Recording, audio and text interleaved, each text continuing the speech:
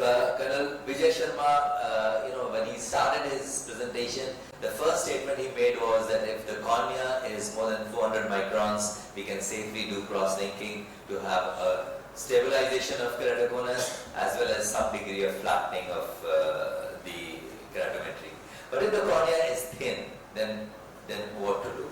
Because CXL is safe only if it's more than 400 microns, that's the standard teaching. I'll come to some other thing that is coming up, but this is the standard teaching which we are still following. And if it is less than 400 microns, what happens that the UV rays, which is focused onto the surface of the cornea, it hits the endothelium and causes endothelial damage. And there can be variable degree of endothelial damage because of that. And so that the reason why we keep thinking about what to do CXL in thin corneas is to increase the gap of the focus of UV rays on the surface to the endothelium. So if it's more than 400 microns by any means, then it is safe. That is the basic idea. And that is why the first thing that, for the basic group they started doing was hypoosmolar riboflavin. So they use 0.1% riboflavin in, 0.9% saline, and that helped to swell the cornea. This is what they did. Because of this, the cornea increased in thickness, and by increasing the thickness of the cornea, the safety to endothelium increased. But there is a question, the effect is not as much as conventional cross-linking, because there is a paradox. You are increasing the intercellular spaces and you are again compacting it. So these are two different things, and that is why the result may not be as great, but still it does have some effect, and there is no harm in doing it, and it is still established modality.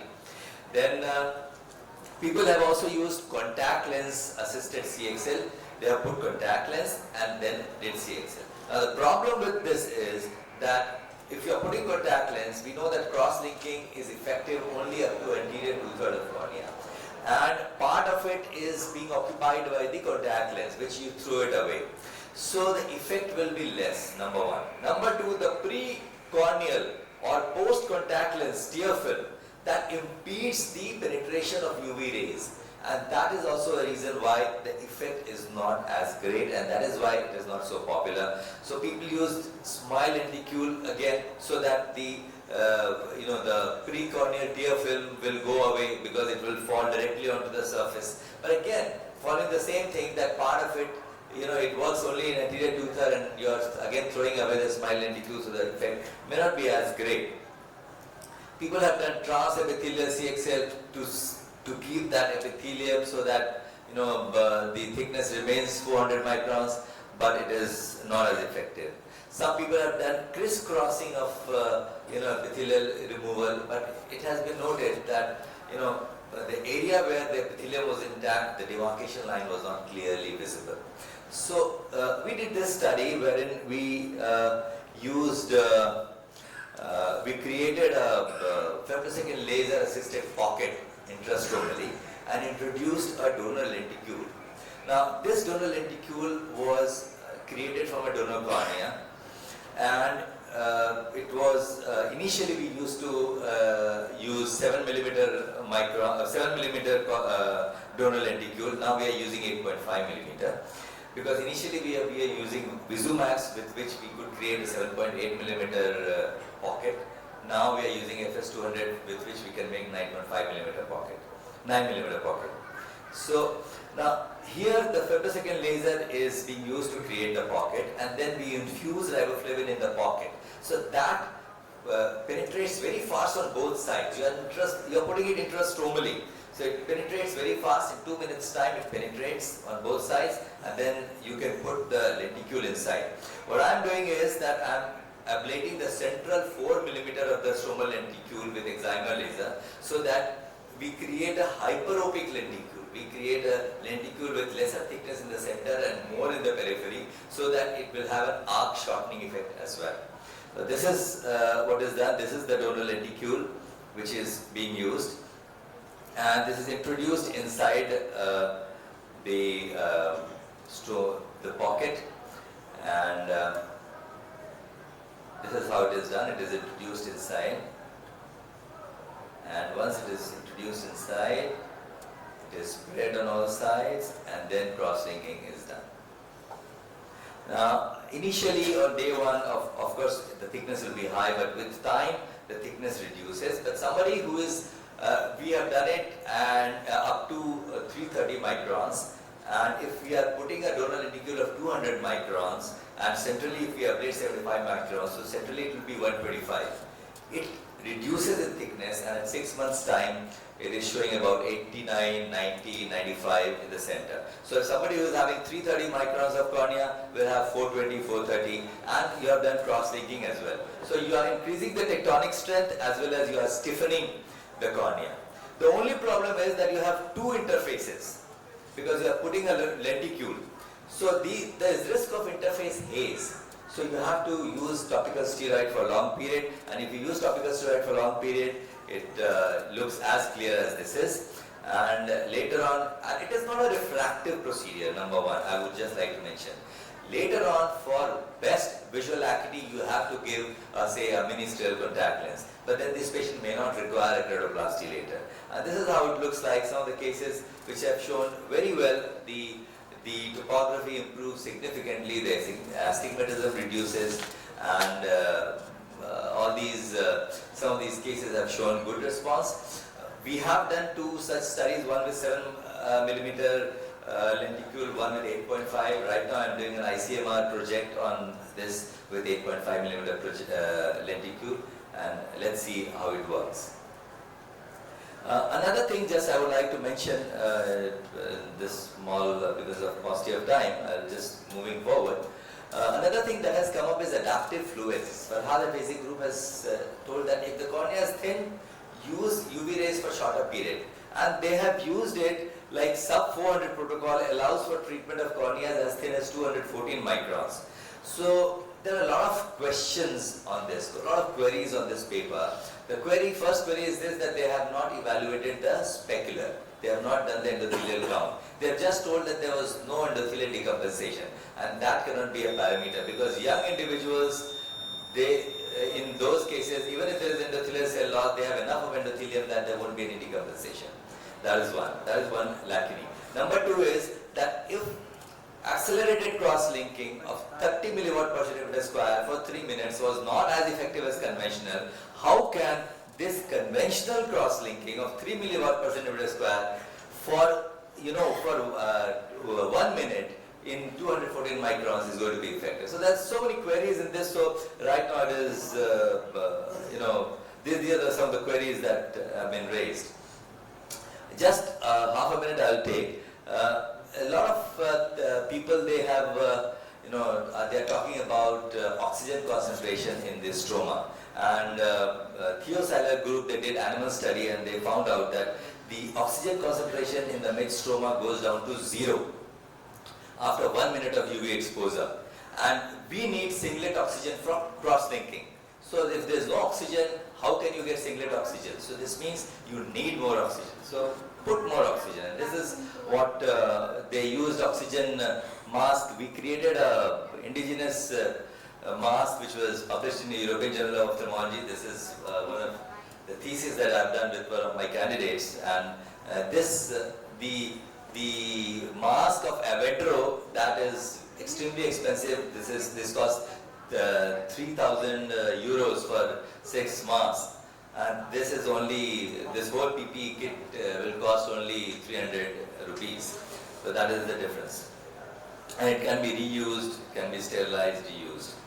And it can be attached to an anesthesia machine from where you can put oxygen, and you can measure the oxygen saturation also around the eye with the help of this cannula. And this is the hole that has been made in the goggle, and this is the cannula, IV cannula that has been introduced inside to look for the oxygen concentration. And then you put riboflavin and then go ahead and do a cross-linking. This is good, but we thought that we are putting so much of oxygen, the response should be very good, but the response was not as great as we had expected. So probably there is some other factor apart from just the oxygen that is there, which governs the effect of cross-linking. And I just wind up now. that cross-linking is an established modality. In thin corneas, we are doing study with intrastromal lenticule, which is showing promise, but maybe after a few years we'll be in a position to form a nomogram or so, something. In thin corneas, we have to be really careful. Hypoosmolar does have effect, not as great as conventional, but yes, this is one modality apart from intrastromal lenticule with CXL. These are two modalities that are quite commonly being used otherwise also. When we started doing it 5 years back, at that time it was not being done, but now there are many people who are presenting on these intrastromal lenticule with cross-linking. So thank you very much, and any suggestion and query, and sorry for overshooting my time. Yeah. Hey, Dr. Rajesh, regarding that oxygen, which was very nice to see. How do you ensure that the intrastromal concentration, I mean, is there any form of titration for that, or how do you? Yes. Actually, animal studies have shown that if oxygen is being supplied with the rate of 4 liters per minute, then the periocular oxygen saturation is close to 80%, and intrastromal oxygen concentration increases up to 37 or 38%. So we use 5 liters per minute, and the periocular concentration was average was 84-85, and so we expected that the oxygen. We didn't do we didn't put a cannula in the stroma to look for that, because that has been done in animal studies already. So we expected that the oxygen saturation should be about 38-40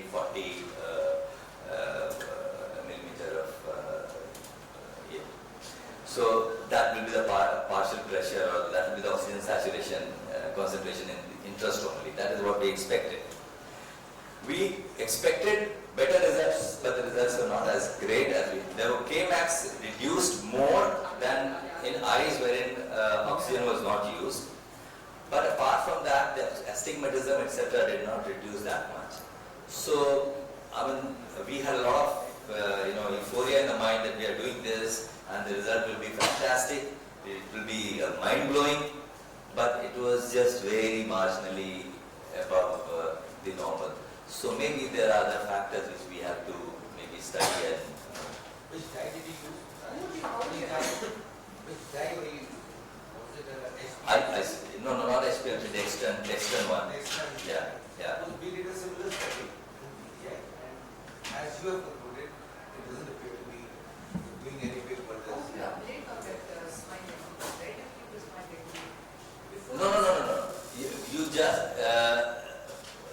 you put riboflavin first, and then put smile lenticule, and then do no. Okay, you're talking about my study, the intrastromal one.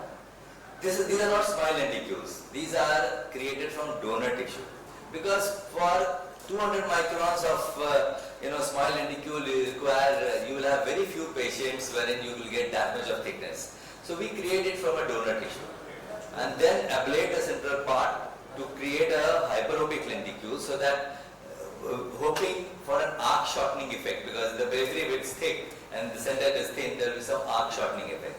So that is what we aim for. It's something like a bio-ICL. Yeah, that is true. There are many things. People are using cares, people are using, you'll be talking about the ring segments. So the idea was that only, that it will have some effect of a ring segment with some increase in thickness in the center as well. So keeping both the things in mind, this was. And regarding that oxygen part, I have a belief, it's not proven or it's just a hunch, that there must be a particular level beyond which oxygen is of no use even if supplemented. Maybe that's why you don't see great results when you provide oxygen, and those who don't have also. Yeah, that's very true. So the idea is this, that singlet oxygen is causing covalent bond. So if you increase the singlet oxygen, there will be more covalent bond. But that is not true. That is not true. Thank you, sir. Thank you for generating a lot of